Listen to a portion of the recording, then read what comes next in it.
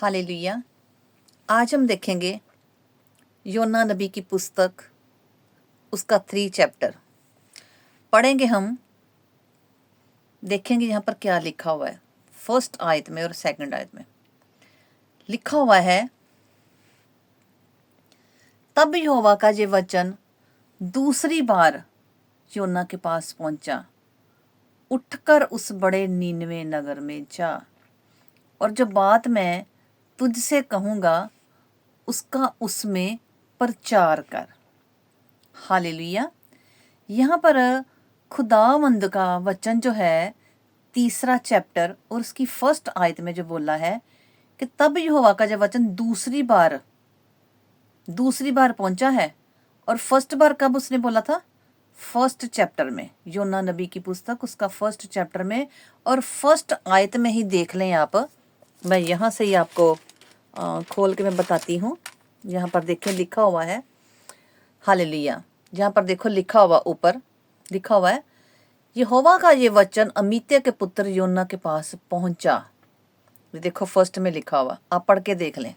Hallelujah. ये देखें यहाँ पर जो उसका वचन पहुंचा है, पहली बार पहुंचा है तो पहली बार उसने नहीं सुना। दूसरी बार जो पहुंचा है तो खुदावंद, पहली बार पहुंचा है तो वो तरशीश के जहाज में चढ़ गया है पहले चैप्टर में। हालेलुया। और पहले ही चैप्टर में खुदावंद ने उसको क्या किया है? उसको वहीं से मच्छ के पेट में गिरा दिया है। फिर दूसरी बार उसको मच्छ के पेट से जब निकला है, तीसरे चैप्टर में जाके ये देखो, आज जहां पर खुदावंद दिखाना चाहता है कि खुदावंद की आवाज को लोग सुन नहीं रहे। खुदावंद को बार बार उसको पुकारना पड़ता है और खुदावंद जिसको आवाज लगाता है वो नहीं सुनता तो खुदावंद फिर छोड़ने वाला नहीं है। उसको पूरी तरह से फिर कान से खींच के निकालेगा, उसको कहीं भी पड़ा हुआ। क्योंकि हम इस दुनिया में कहीं भी नहीं छुप सकते। अगर हमें खुदावंद की हमारे ऊपर बुलाहट है ना, तो कभी भी नहीं छुप सकती। हालेलुया। तो ये देखो, मैं आपको बताना चाहती हूँ कि यहाँ पर यहोवा का ये वचन अमित्य के पुत्र योना के पास पहुंचा कि उठकर उस बड़े नीनवे को जा और उसके विरुद्ध प्रचार कर, क्योंकि उसकी बुराई मेरी दृष्टि में बढ़ गई है। हालेलुया। तो अगर तीसरे में देखेंगे तो तीसरे में भी देखो ये लिखा हुआ है। तीसरे में कहता, तब यहोवा का ये वचन दूसरी बार योना के पास पहुंचा, उठकर उस बड़े नगर नीनवे को जा और जो बात मैं तुझसे कहूंगा उसका उसमें प्रचार कर। हालेलुया। उसका उसमें प्रचार कर। दूसरी बार उसको ये देखो वचन पहुंचा है। और अब बीच में देखेंगे, 2 चैप्टर में देखेंगे तो पहले में खुदावंद ने शिप में से, इसको जहाज में से, समुद्री जहाज होता है उसमें से खुदावंद ने इसको मच्छ के पेट में गिराया है। और दूसरे चैप्टर में वो मच्छ के पेट में पड़ा हुआ प्रार्थना कर रहा है। और तीसरे में उसको, दूसरे के लास्ट में उसको उगला है मच्छ ने, तब उसने दुआ की है तब उगला है। तीसरे में खुदावंद ने फिर उसको दूसरी बार पहुंचा है। यानी कि हम जब खुदावंद की बुलाहट को नहीं पहचानते, उसकी आवाज को नहीं सुनते, तो खुदावंद हमें फिर परेशानियों में डालता है, मुश्किलों में डालता है। और जब मच्छ में पड़ा हुआ था, ना जमीन में था तो ना आसमान में था। हालेलुया।